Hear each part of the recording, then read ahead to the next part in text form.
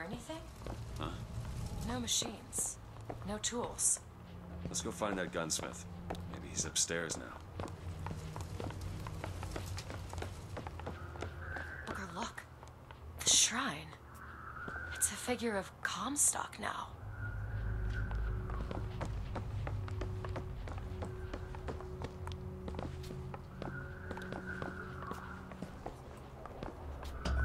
Mr. Lin? Chen Lin? Excuse me, Chen Lin? Who are you? You speak up. Speak up! Can't hear you over all these machines. Very loud. I'm Booker DeWitt. Stand back. These machines very dangerous. Wait downstairs with Mrs. Lin. Daisy Fitzroy sent us. We need to talk to you about getting some weapons. Machines very dangerous. No place for stupid people. Want to lose pretty head? Mr. Lin, Downstairs. what is wrong with him? Remember him dead in that cell? Maybe in some way he remembers that too. How would you reconcile that? I don't know.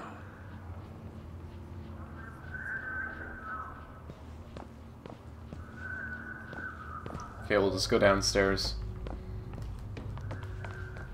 Kill my husband? Calm his troubled thoughts. Excuse me, ma'am. I'm looking for Mrs. Lin. Mrs. Lin? No, I mean a little Chinese lady. She was... Booker, this is Mrs. Lin. They took Chen's tools. What's he got without his tools? Well, your husband is a bit out of sorts. If he could work again, maybe if he could work, he'd... Mrs. Lin, can you tell me who took your husband's tools? Goddamn police. They took them and locked them up in the impound in Shantytown. She read. Would having his tools back fix his mind? Who cares? We're not getting any guns if Chen Lin doesn't have his tools. Let's head to Shantytown. So it seems like it's relatively the same type of place with small different things that have changed in the, I guess, fabric, if you want to call it that, because in this case, he's not dead, but his tools are gone. In the other case, his tools were there, but he was gone. Did you notice? Lin had a bloody nose. Seems to be in style. His tear. I'm not so sure it was a good idea.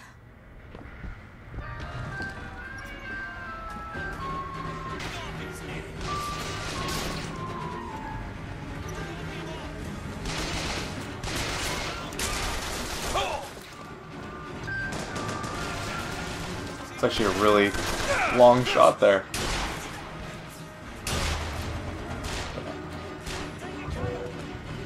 So I kind of said that I wasn't really going for the trophies, but secretly I'm going for them a little bit. And what I'm going to be doing is I'm going to be rotating the weapons around and trying to get all the trophies for the weapons. Because I checked them out a little bit and I can pretty much get them all, I think, if I just spread out the time. And the cool part is, by doing that as well, you guys will get an idea of how each weapon kind of works and how well they are overall. Which definitely doesn't hurt, right?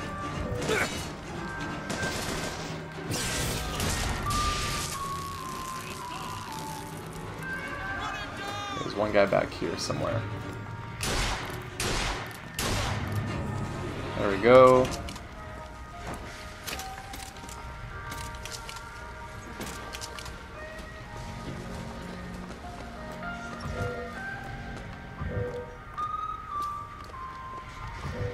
Even though I really like this gun nonetheless, I'm just going to switch up, because I think we're going to see it around more. I don't think it's going to just disappear now.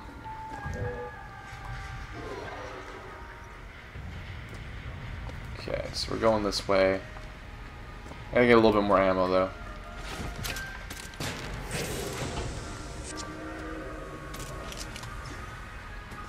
Let's go for this for now, because I think they're pretty much the same thing. One's just a box weapon, and the other one's a Patriot weapon. I think that's what they're called. I haven't really named them properly as of yet, but I think they're called the Patriots. Kind of fits the bill right anyway. Okay. Let's get a bit more. Our health back up there, and... You know what? let's buy let's buy this Broncoade. Let's buy this Broncoade.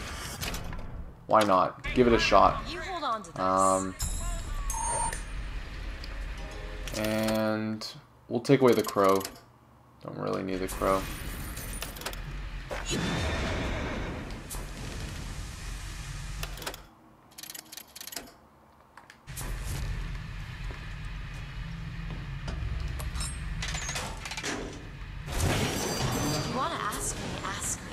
What? My finger. Sorry, I didn't... It's all right. It's as much a mystery to me as anyone else. Maybe Songbird knows, but he's not talking. I'm sorry. What for? I get to wear this stylish thimble to cover up my hideous deformity. I hear they're all the rage.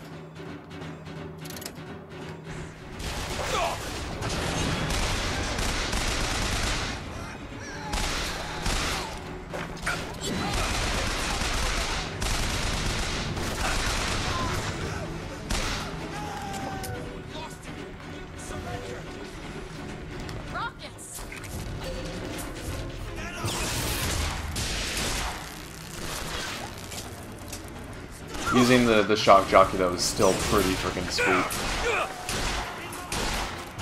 The only thing I don't like about the machine guns is it just takes a little bit too much for your hits to really lay waste, you know?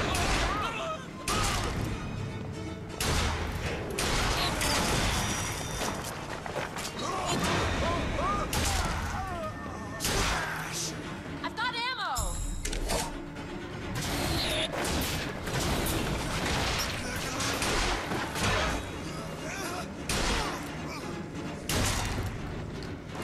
Get that skeet shooting trophy too. See if we can get a bit more salts as well.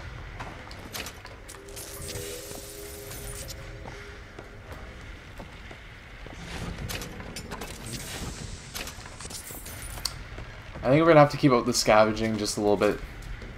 I don't want to spend too much time. I want to look for the Voxphone stuff, but you know, I feel like that if I push a little bit too hard, then I won't have enough salts, I won't have enough health, and then that's gonna implement in me and actually dying rather than playing through this. And I don't really want to die. That's kind of how I feel about it, at least. It's not the end of the world, but it breaks the experience just a bit in the way. I wonder if we can actually go through that door there if we climb up. I'll wait down here. No, I can't. But I can get that Voxphone. Oh, just ammo, never mind. Whenever it's flashing, I think it's the Voxphone. It's good enough, though. And we'll continue on our way as well. Let's see here. Go through both ways.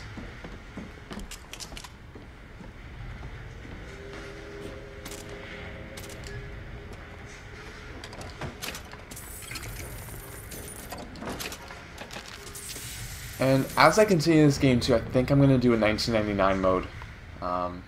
I'm apprehensive of actually saying that for sure, but I feel like this might be one of those games I will play several times. I'm really enjoying it so far.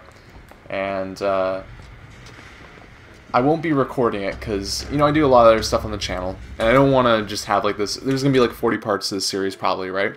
I don't want to do this and then be like, and I'm playing it again all over. That won't keep everybody happy. Because I know it's kind of a weird thing. But I know when I post something like this, I'm actually losing subscribers. I know that not everybody enjoys this, but one of the things I just kind of want to do is I really want to do stuff that interests me, and I really want to share what I'm into, and not all the time everybody's going to be interested in that. And I think that, you know, I'll stray away from doing massive walkthroughs all the time. This will be one of the few times that I'll actually do something like that. You must think me some sort of freak. A girl who can bring dead men back to life. Whose only acquaintance is a giant bird creature. It must seem ridiculous. You just got dealt a bad hand. I am not going back to that tower no matter what happens. They won't stop until they have. Why? What did I do to them? You frighten them. Good.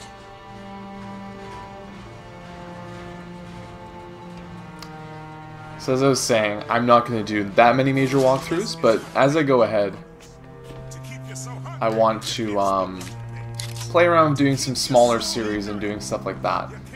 And, you know, I keep my nose to the ground pretty, or not my nose, but my ear to the ground pretty often when it comes to games, so I usually know like when some cool stuff comes out, so I want to kind of share those experiences, find stuff that I think is pretty cool, and share those. And those usually won't be like 40-part walkthroughs. I will do one of these every once in a while when I really am excited for a game and I want to share it.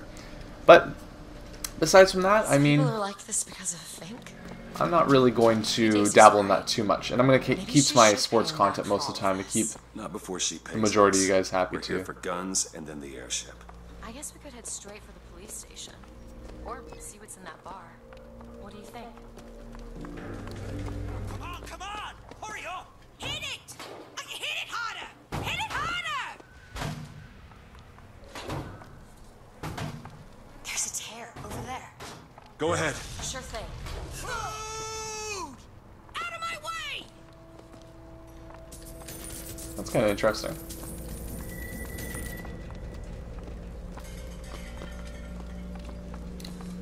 Yeah, the point being that you know, like, I love doing stuff like this, but there's so many other people to do, like, a Bioshock series that I fully know when I do a Bioshock series, I'm going to not get that many views, I'm not going to be featured on anything like that. When I did XCOM and I did The Unfinished Swan and Little Big Planet, I chose those games because I knew that not everybody was going to do them.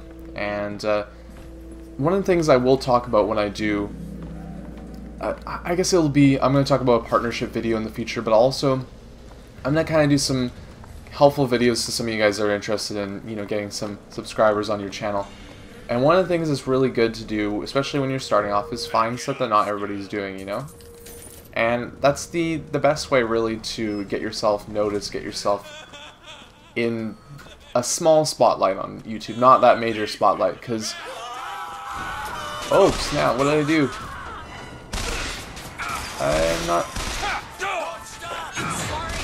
Didn't mean to do anything, guys, it's all cool. Take this! Thanks.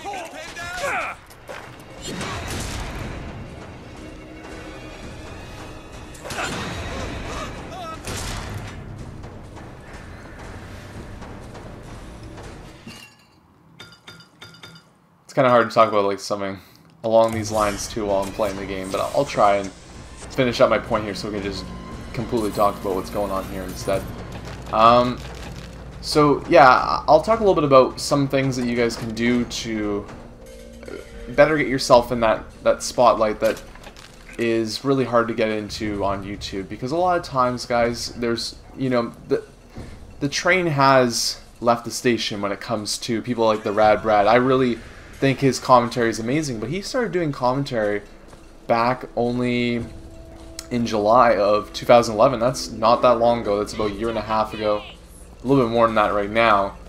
But it just goes to show that that was when it was, people still weren't thinking about YouTube the same way that they are now.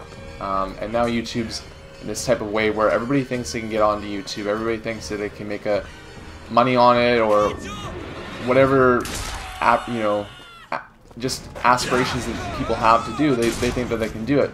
And the market for people being on YouTube has been so crazily changed in the past little while that it is insane overall, because when you think about it compared to beforehand, I did, if you guys look back at my oldest stuff on my channel, you'll see that I did this, I guess it was like demo gameplay for NHL 11, and that was in 2010, and I recorded that with a camera, like on top of a bunch of books, and surprisingly, you know what, it did really well, and it was insanely crazy how well it did at the time, and I was blown away, and I thought, wow, this is something I can do in the future, maybe I can make money off this or whatever, but I wasn't working, I was going to school, so I didn't have the money, I didn't have the tools to really succeed in what I was trying to do.